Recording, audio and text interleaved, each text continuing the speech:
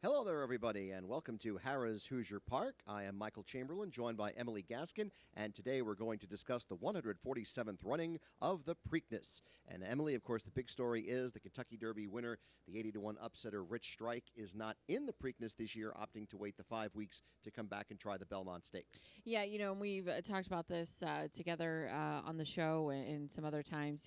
Obviously the Connection's opting to do what's best for the horse, and I talk about this. I mean, people are still talking about the Kentucky Derby weeks later. So, you got to commend them for doing what's best for the horse. And honestly, I'll be completely honest. I'm more excited to watch him now that they have set out of the Preakness, because I thought the very same thing. Of course, in horse racing, you turn the page. As soon as the Kentucky Derby's over, you look towards the Preakness. And that was honestly my first thought. The horse runs his race of a lifetime, and then he's going to come right back in 2 weeks and try to do it again in the Preakness. And, not that I'm a pessimist or anything, but, you just you get a little nervous. No, yeah, absolutely. And I think that waiting the 5 weeks for this horse actually is going to help quite a bit, because he's been running every 5 weeks. Yeah. That's kind of been the trend that they've set going into the Triple Crown. And I know I saw something where they said if they didn't get in to the Derby, then they would have come to the Preakness and then worried about the summer going on forward. So it worked out that, if they win the Derby with the miracle 80-1 perfect trip,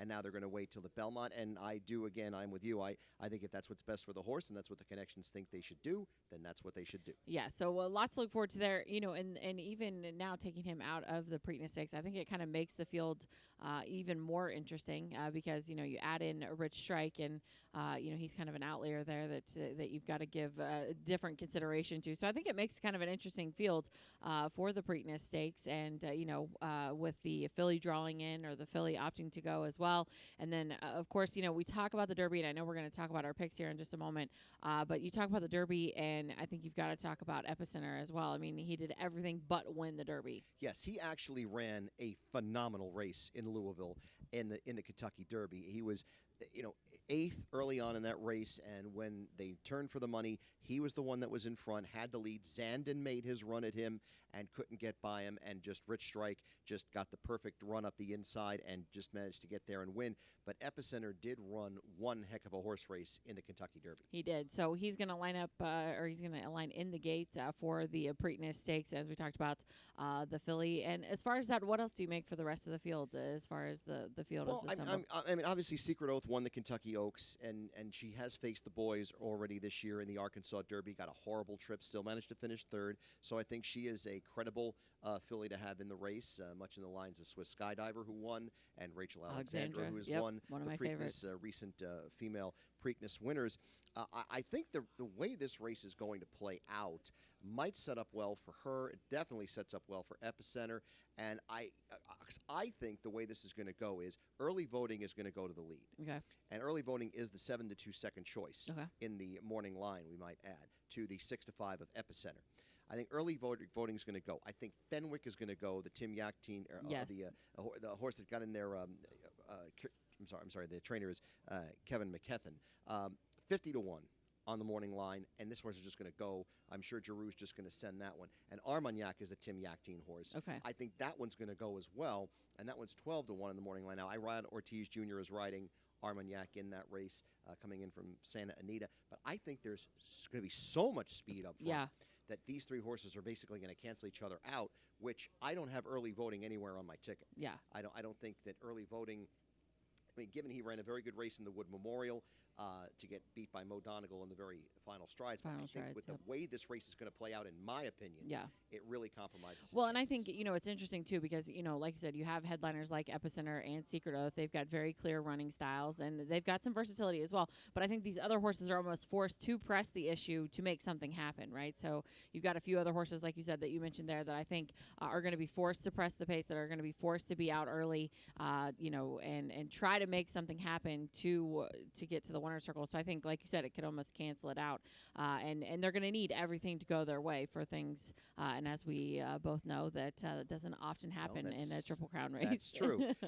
So as we take a look at the actual selections here, I think we're both on Epicenter to win this race. The 6-5 favorite, Joel Rosario, for Steve Asmussen, who has won the Preakness on a couple of occasions. He did have Curlin that we know, and I know he's had another one. I just can't think of any of the other ones he's had, but I know Curlin's the most famous one, given that he's one of the top sires going right now. But Epicenter is the top pick for both of us in this race, the 6-5 morning line favorite off that race in the Kentucky Derby.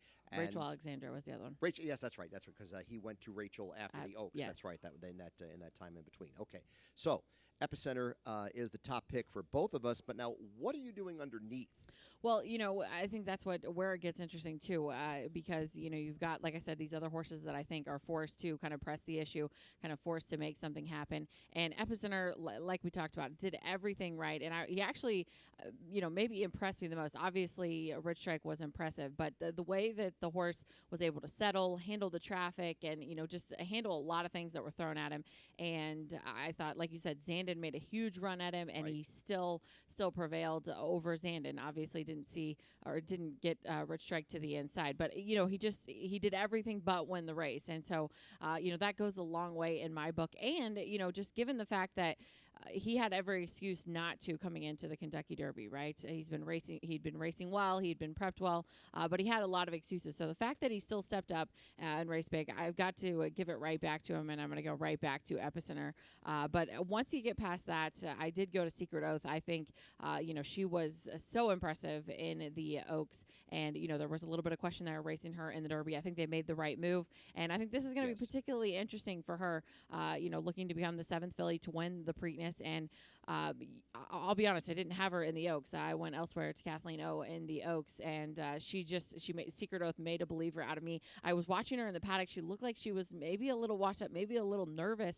But then I went back and watched some of her other races, like you said, the Arkansas Derby and the likes, and she looked the exact same. So she handles herself exceptionally well. And I think, honestly, when it comes down to it, talent, everything, I just think she's second best to Epicenter. So that's where I have her. And that reminds me of another horse that won the Preakness in recent vintage, Shackleford. Yes. Shackleford always looked terrible before the gates opened, and then he would just always run fantastic. Yeah. And he did win the Preakness that year that he ran in there as well. I actually have Secret Oath 4th.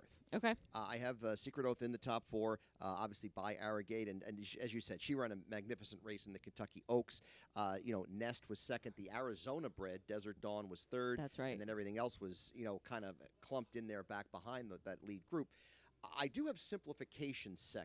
Okay. Off the inside post draw here. Simplification's race in Louisville should not be overlooked. Agreed. This horse was, 15th early on, worked to 11th. This is the horse that actually got through the pack almost as well as Rich Strike. Right. Just didn't have quite the finishing burst at the end of the Derby. Didn't get the headline. Yeah, and I think Simplification's 4th in that Kentucky Derby was a very admirable effort.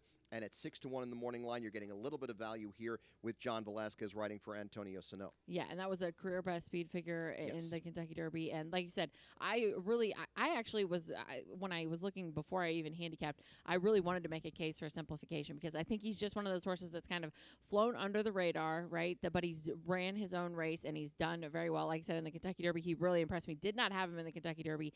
And as I, go back and watch the replay 900 times, he's one of those horses that really, really impressed me.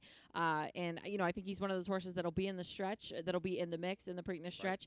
And he's proven that he's got that gritty determination and things like that. I've got him for 3rd. I'm just a little concerned as far as how the trip's going to go off the inside post draw there for him. And like I said, he's coming into this race. He is a stalker. So just like you talked about, I think, there's going to be a lot of early speed. So I think a lot of things are going in his direction. But again, I just keep going back to, I think Epicenter is the talent, and I've got Simplification for 3rd. My 3rd choice in here actually is 30-1, and I like it. Ran in the Derby. Happy Jack for Tyler. Yeah, Gaffalione, we mentioned this horse. I remember talking about this horse. This is the horse everyone thought was Rich Strike because of the way the saddle towel and was it Smile Happy that set the pace, or was it in the Derby? In the Derby, it was Messier and the Japanese horse, Crown Pride. Okay. They were the ones that were the pace setters up front, and Summer is Tomorrow. Summer is Tomorrow, okay. The horse from the UAE. So I do have Happy Jack 3rd. By Oxbow, a Preakness winner. Okay. Out of the Tappet mare. They're adding blinkers here.